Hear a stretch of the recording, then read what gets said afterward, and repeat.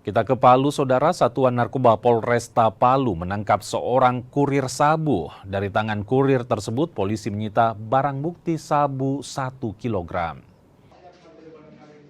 Kurir narkoba jenis sabu yang ditangkap ini berinisial HY. Kurir tersebut ditangkap usai ketahuan membawa sabu 1 kilogram pada 11 Maret 2025 lalu. Polisi kini melakukan pengembangan dan coba mengungkap jaringan barang haram tersebut. Ya, melihat sementara lagi didalamin barang dari mana, tetapi informasi dari tersangka bahwa barang itu diterima dari seseorang yang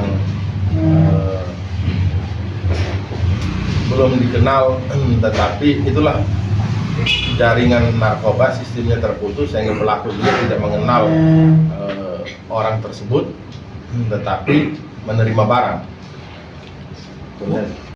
Modusnya itu beda-beda, ada yang memakai langsung mengedar, dan TKP-nya pun berbeda. Jadi ada 5 TKP, tetapi yang terakhir yang besar ini 1 kilo itu sebagai kurir dan informasi dari masyarakat kepada kita.